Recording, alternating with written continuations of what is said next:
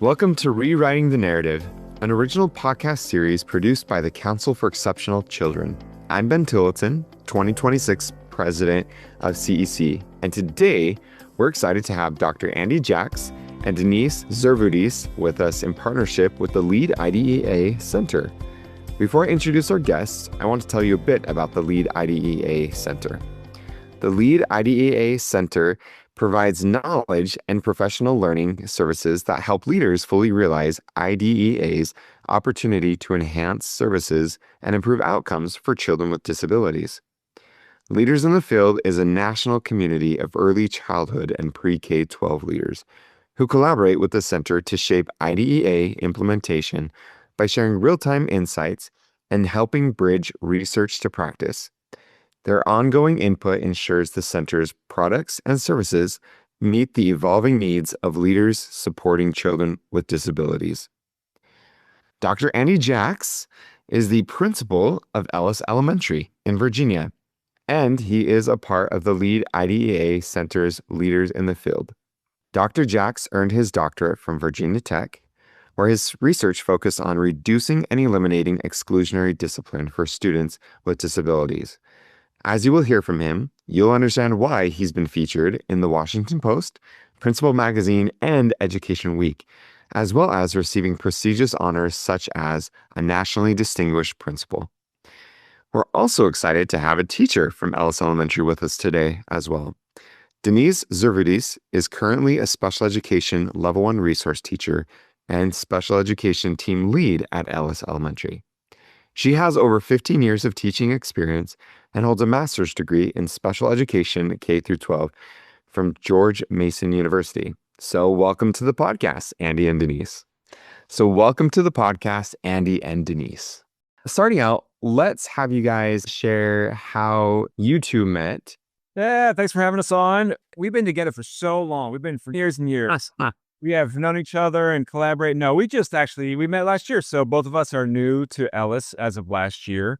And so we have been thick as thieves since then. But we've been in it together. Last year I'm not a new principal, but I'm a new principal to this building. This is going to my 16th year into next year. And when I was coming in new to Ellis, one of the things that I did was make sure that I had listening sessions so that all the teachers and staff could meet with me during the summer. And then right away when school started, they could just literally schedule it on my calendar so that I can meet with them, which is such an important thing to listen first, right? Listen first before you start making changes or doing anything, and get a lot of great ideas that way. But Denise and I met probably last summer or coming in right from that summer break. In July, I signed up, and I have to say I was extremely nervous. I was probably sweating in his office. But as we started getting to talk, and his ambitions and what he wanted out of Ellis and what my ambitions were and what I wanted to go as a special educator, we met in the middle, and I was just like, this is going to be great. I walked out with confidence. I immediately called my husband and I said, I'm going to be fine. He's listening. We're going to work on Ellis and it's going to be a great place. And it turned out to be a great place. So, Andy, in education, we often hear on various surveys that a main reason why educators leave the field is because of a lack of administrative support. Why was it important for you to start out the school year strong with these listening sessions? It's everything now. How the trust of principal and teacher and the relationships that we have, if anything, it's more important now than ever because of what's happening in society, because of all the challenges that we face in schools. Schools are a product of what happens in society. So all the problems in society happen in schools too. And so with all of those challenges, we got to make sure that we are strong together. The one thing that we can control. And so for me coming in new, and honestly, I think I learned from the mistakes that I've made in the past, maybe more than even the successes I've had. So I want to make sure that our number one thing would be to get the culture right, to get everyone on board. And especially with so many new staff coming in last year, it was important that they get to know me as a person. I get to know them as a person. I'm doing a lot of listening, and that to see where we want to go with things as a group. And if anything, experience has taught me that there's so many ways to do something.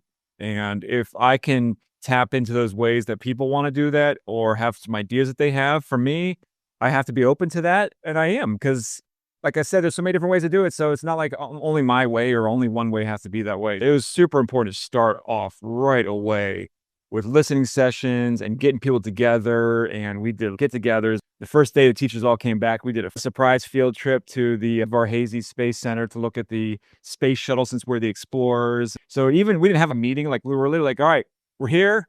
Here's some swag. Get on the bus. And they did, which is also a good sign, right? No one said no to getting on the bus, but they all had a great time doing that. And Denise could talk more about that as well, is just to start with sort of low risk, engaging strategies so that you're connecting first before you get into the hard work. Now, correct me if I'm wrong, but this was like everybody really was going into this new. There was 70% turnover. Is that correct? Yeah. So we ended up having, it was about, I just did the math, it's about 50% when it comes to like teachers. But then we had other staff too. So we had then we were growing and we added some positions too. So if you look at that, me being new, we had over 50% of our teachers new. Like in 2nd through 5th grade, they were all brand new to the building. So there's a lot of turnover, which unfortunately has been happening in schools. That was happening as I'm walking into this whole situation. So even more, I was thinking, they don't even know each other. But at the same time, it's a great opportunity for us because we can start fresh together. And there's something so special about building together so that when you're building this culture, if you're coming up with ideas, if you're fixing things, that sort of co-creating this. And if you look at the results later on in the year, we did a survey later on in the year. And one of the questions that came up was something to the effect of teachers in our school have power or authority or are part of what makes our school culture. And 100% of teachers said that was true, that the teachers are part of what makes our school and the decisions that they make and all of that. So I thought that was a powerful outcome from that. Yeah. So Andy and Denise, I'll ask you some questions in a bit, but Andy, I'd like to know what got you into ed leadership? What was the spark that you're like, yeah, I want to be a school principal. That seems like fun. There's a lot that's not so fun, but there is a lot of fun that we have too. On my end, I think what it comes down to is that I saw pretty early on just that there was opportunities everywhere you look. I call them leadership opportunities or leader-tunities is my catchphrase. That I'm going to make up that word. If ever it's in a dictionary, I'm telling you, leader-tunities. Hey, after this episode, it'll be there. It'll be there. So I think there's leader-tunities all around you every single day. And it's on us whether we want to do something about it or not. And so I started in a school very similar to where we are now, where it was a smaller school, Title I school, a lot of needs. We weren't accredited at the time. And I was blessed with a principal, Bill Hutchison at the time, who tapped me right away and said, hey, you got something, go get it. And then right after that, Carolyn Delafleur, principal, came in, and she was really she gave me every opportunity I could. We didn't even have an assistant principal at the time, so I could jump into these kind of roles with leading committees and leading changes. And I started a summer school program after my 2nd year of teaching. I was a summer school principal. So I started from the ground up, and it was just a great example of there's things out there, go do it, and you have to live and learn through the process. And then from there on, you can just see the influence that you can have, not just on students, but on the staff around you, the vibe of the building, how it feels. There's so much power that we have if we embrace it, we take it. Yeah, no, Denise, you've been teaching for how long and how many principals have you worked with? I've been teaching 10 years. I'm going on my 11th. And I worked this would be my 4th. Okay. And what's different about working with Dr. Jacks than previous principals? I have to say the open-mindedness and the willing to hear our voice. In the past, our voice really wasn't a priority. It was, let's get through the day. Like I said before, in our previous times, I was a level 2, which is like a self-contained classroom where some kids do push out into the gen ed and some stay with me all day. And then my position now is a level 1, which I am support, and I push into gen ed and co-teach with the regular gen ed teacher. And just when problems start arising when you have these behavioral kids and steps aren't taken, and when you try to voice your opinion, what should happen with children, it's almost, I don't want to say shut down, but it's, let's say, figure it out. Do you feel like you're on your own? Yeah.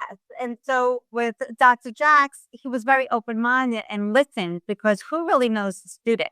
The teacher knows the student. We're with that student 7.5 hours for the day. We know that student. We know what makes that student tick. We know what makes that student upset. We know the ins and outs. We know the parents. So wouldn't it be great if the leaders of the school and above listen to the teachers and what they have to say and how we can be all successful for this student?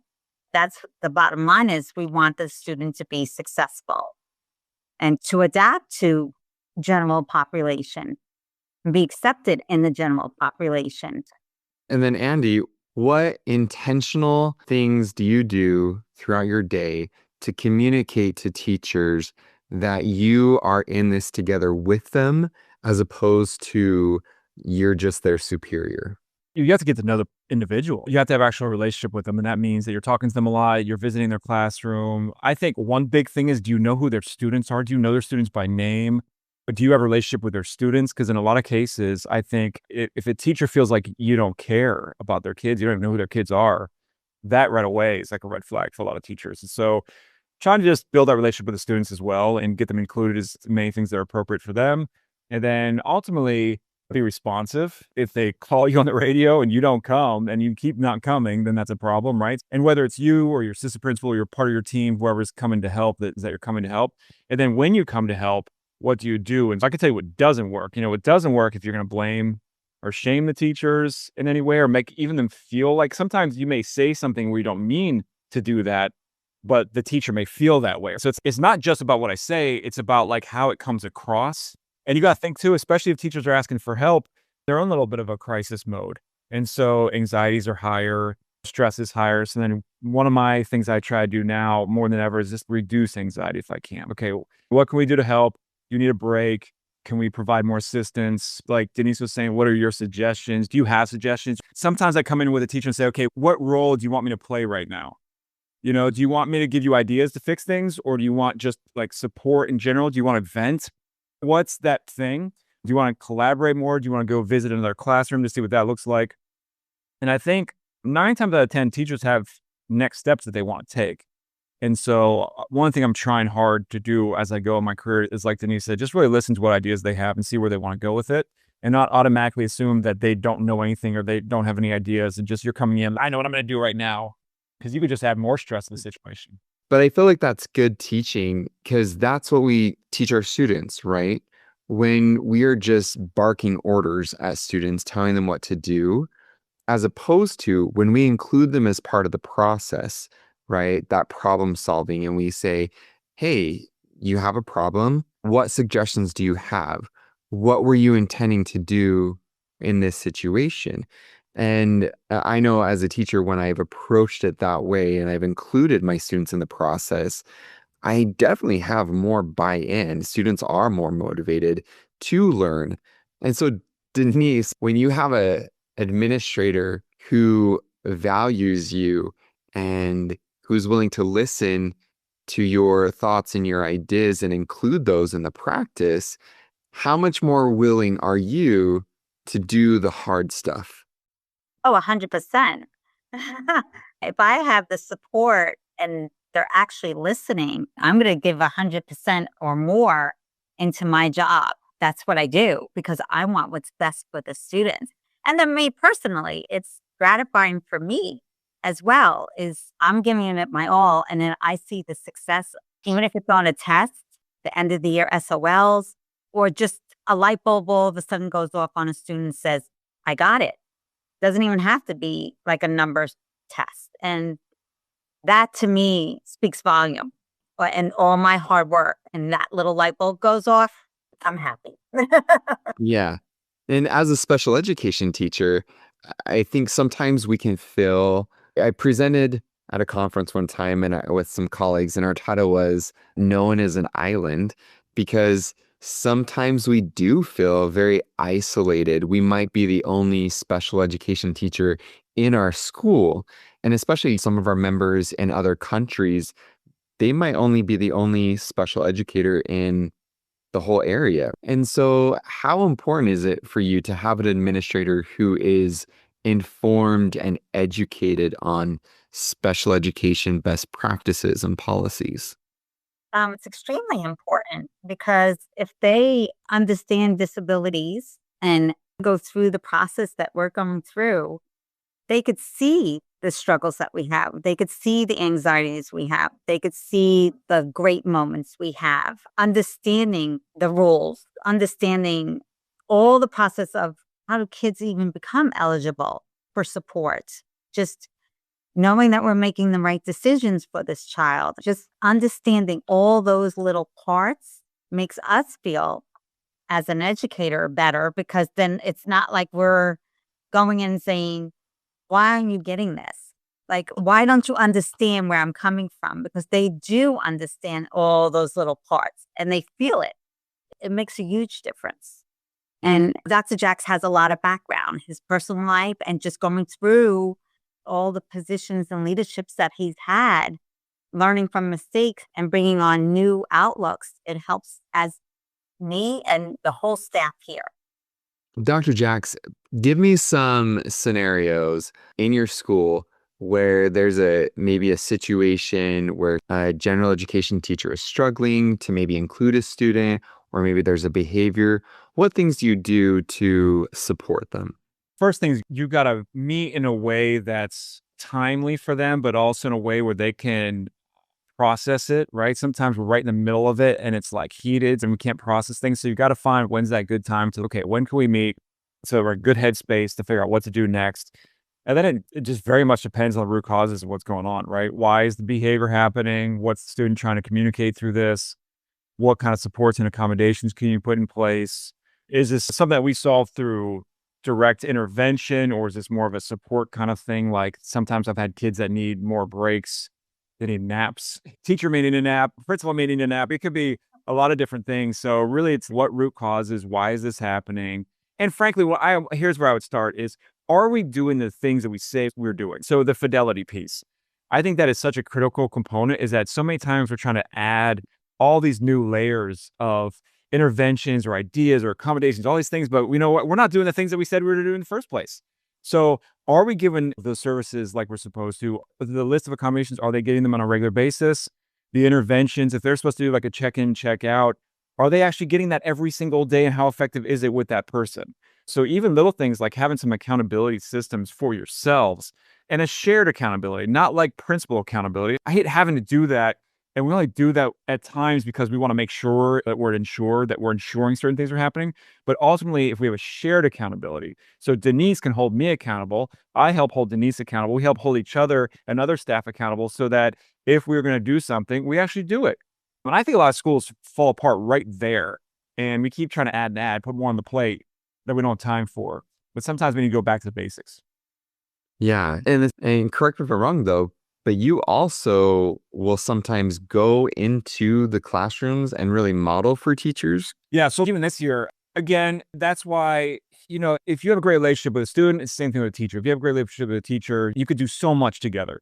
And so if I'm going to a classroom and either it's an informal observation or we're just working together or just kind of walk through and they're kind of struggling with something, I'll step in and I'll ask them, hey, do you mind if I jump in here?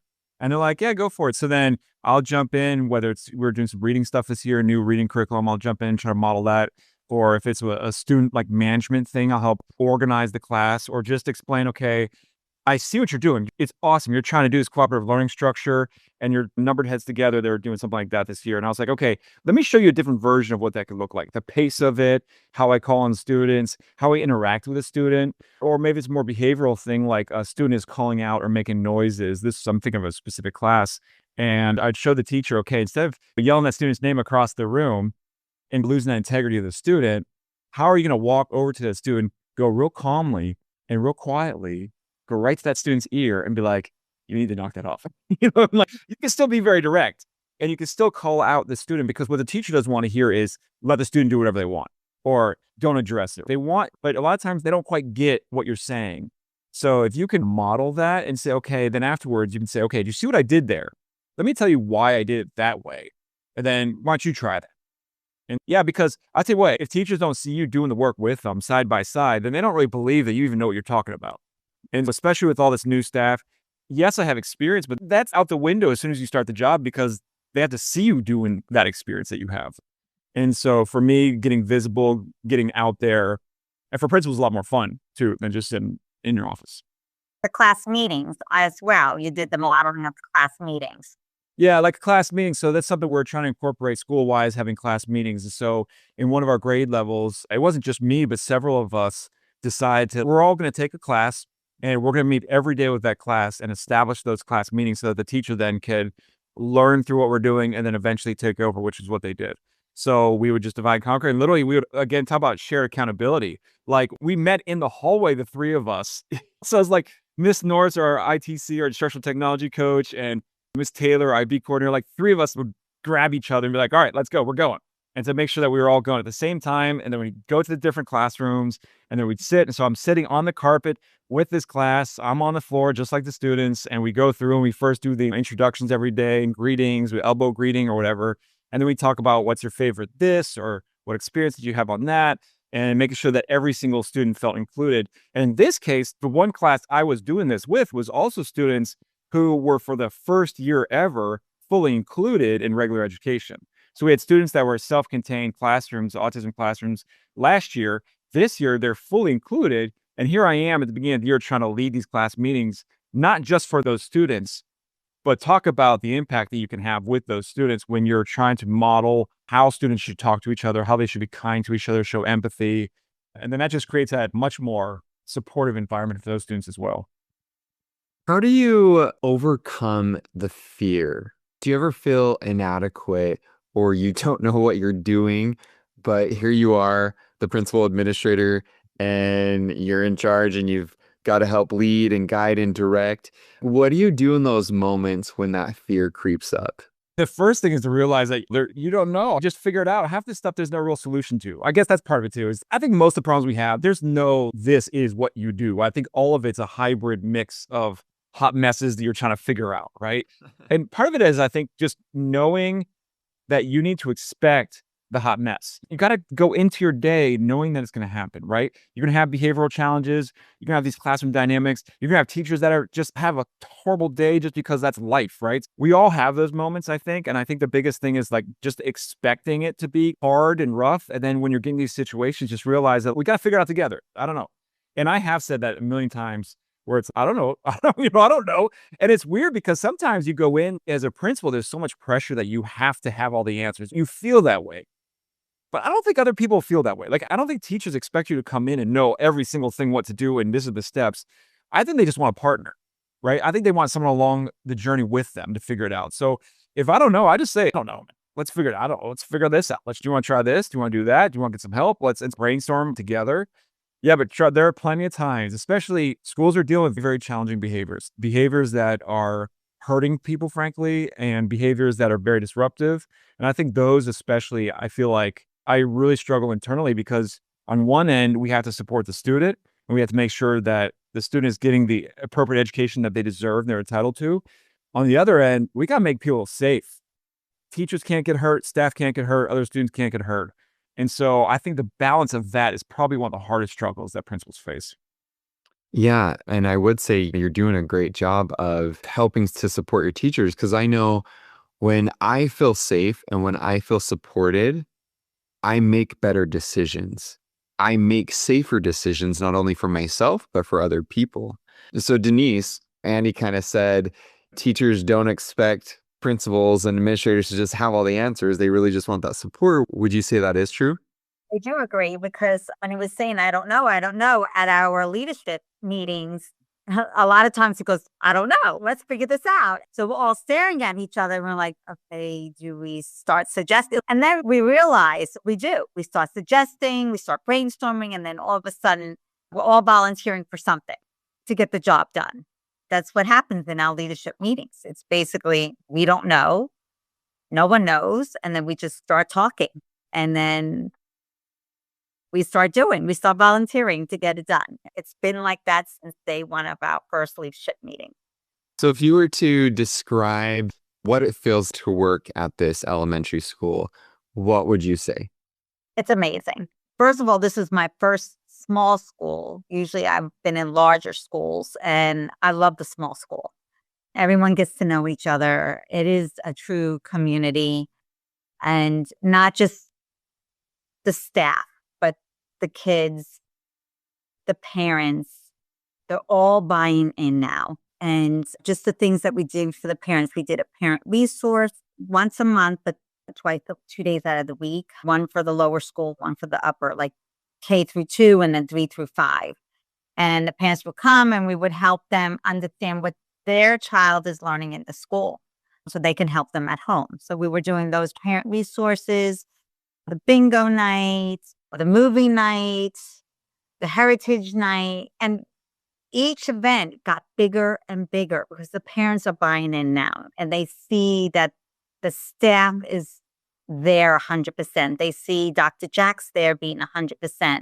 Our assistant principal, Dr. Woods, is being there. So I think just that community feel, it's a great feeling for a teacher.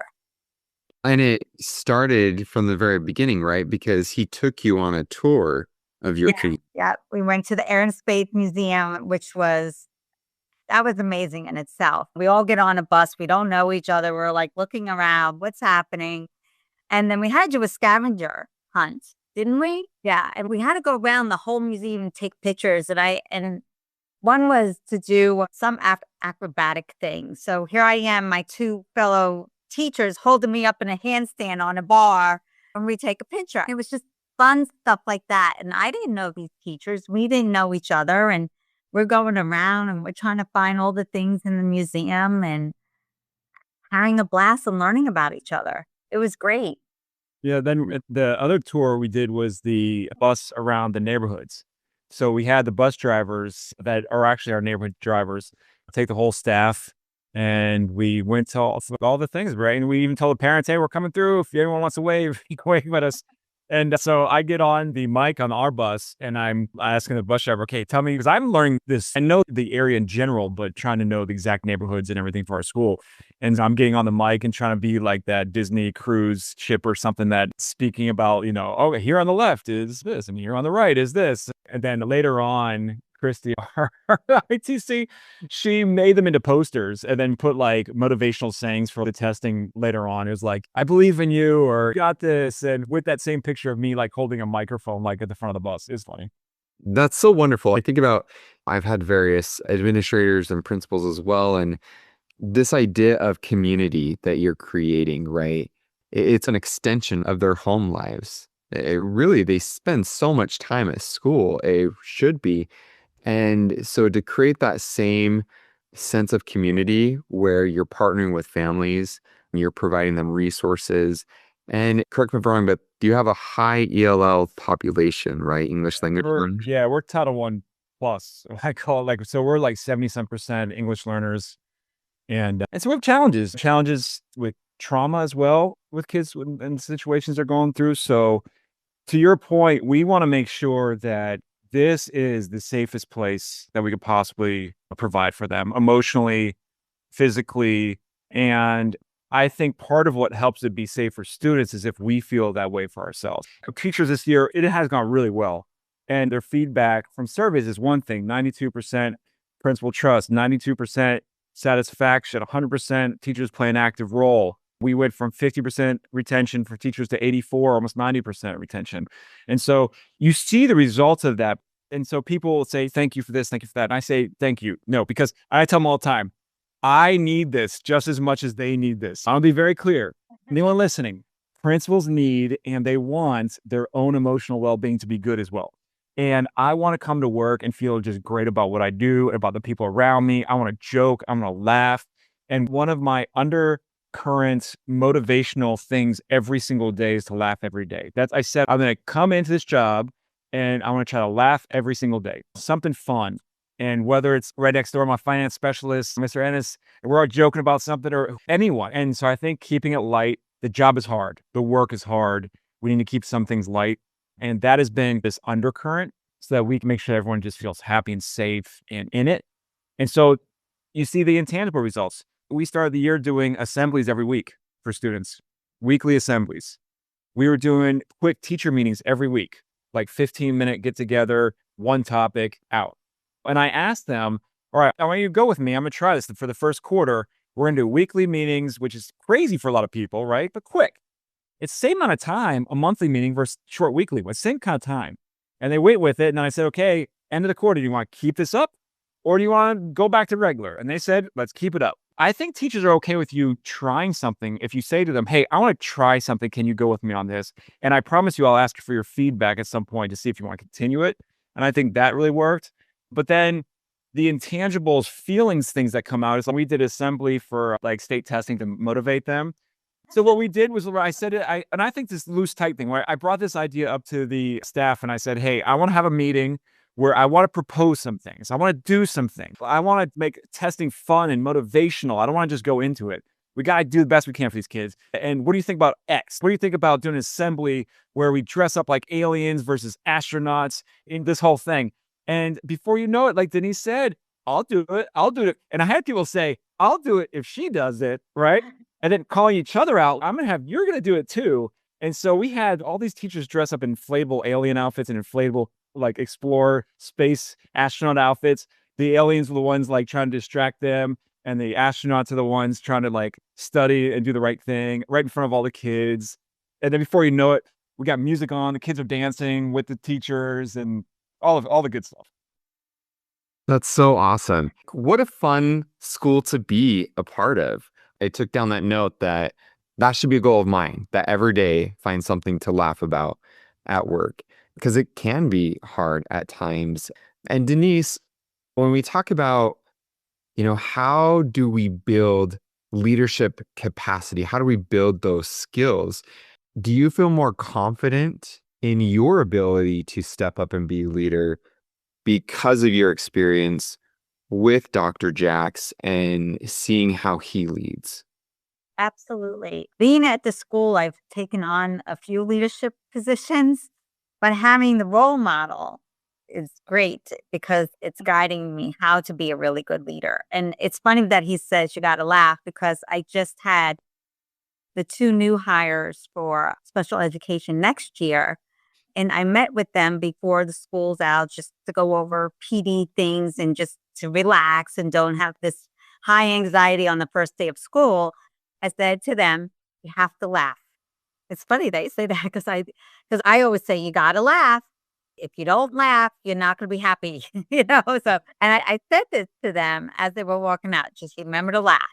So I'm glad we're on the same page, Dr. Jackson. I have a lot of opportunities here to be a leader and to show that I can be a leader.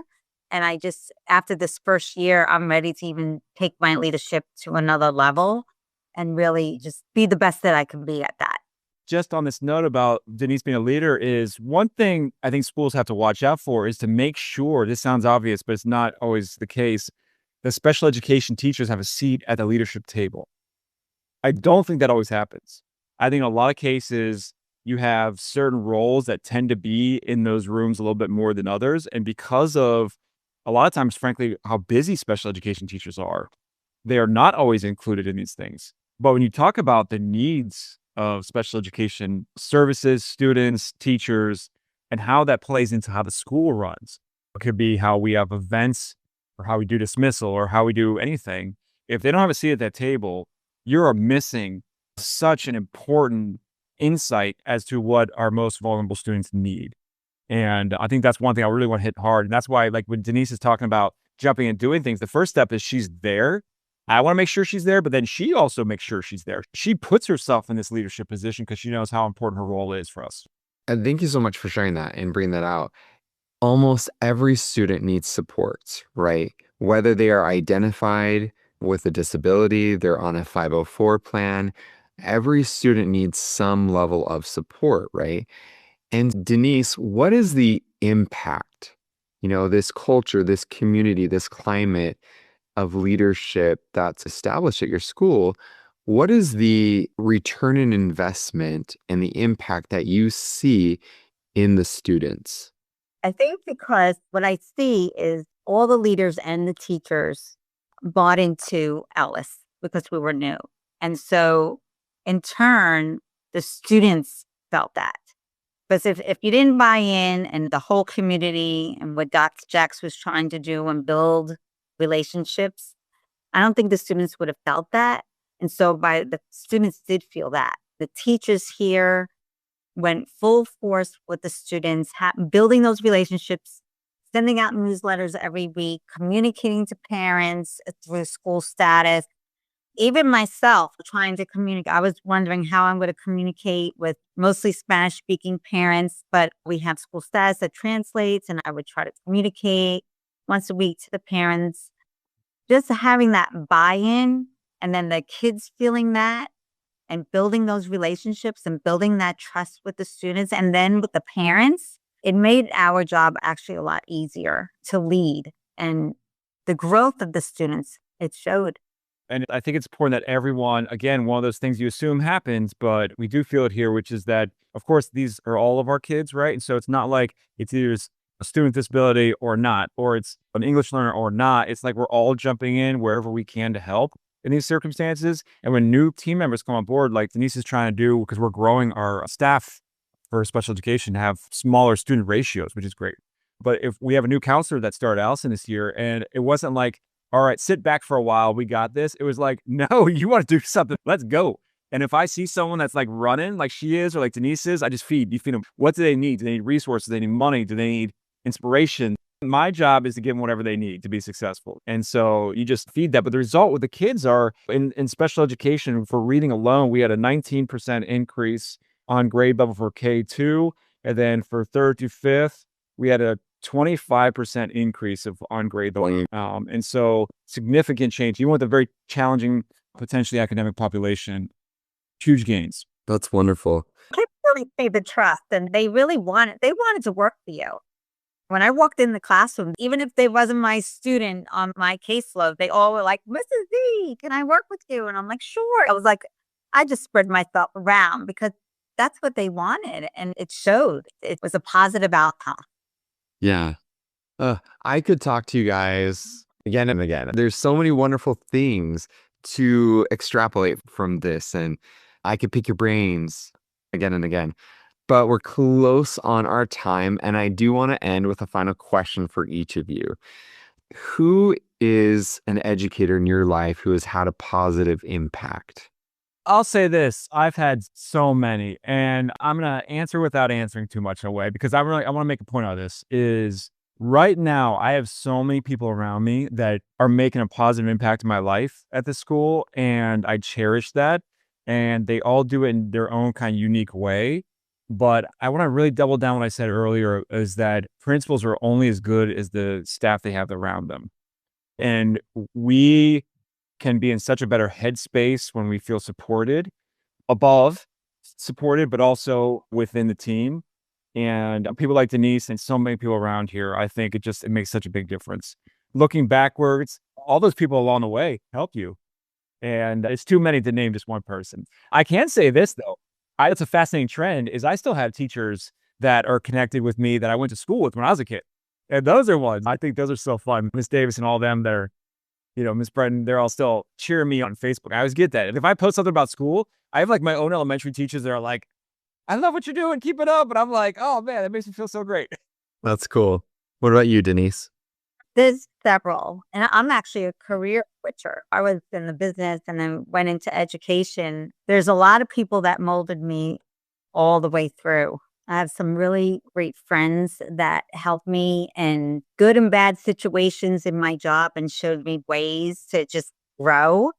And I'm thankful for that. And being here, I'm so grateful for all the opportunities I have and being in the leadership position. It's out of my comfort zone, but I'm pushing right through. And I feel I'm getting more confident every day in my abilities. So it's a lot of people help me through that. But there's probably a core 3 that really molded me. I feel like that should be a t-shirt. Welcome to teaching, the edge of your comfort zone. Thank you both so much. This was such a rich conversation, and I can see why you have been highlighted your school as really an example in leadership. So thank you, Denise. Thank you, Andy. I appreciate you both and look forward to seeing and hearing what will happen in the future. Thanks again for joining us today, Andy and Denise. It was such a pleasure. Thank you to the Lead IDEA Center for connecting us as well. And thanks to everyone for listening today to Rewriting the Narrative. If you'd like more information about the LEAD IDEA Center, you can go to lead-idea.org.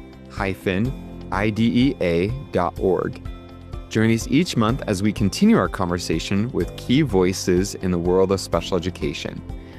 Be sure to subscribe to our podcast on Apple, Spotify, or wherever you listen to your favorite podcast. And for more information on the Council for Exceptional Children, visit us online at exceptionalchildren.org. Thanks for listening, and we'll see you next time.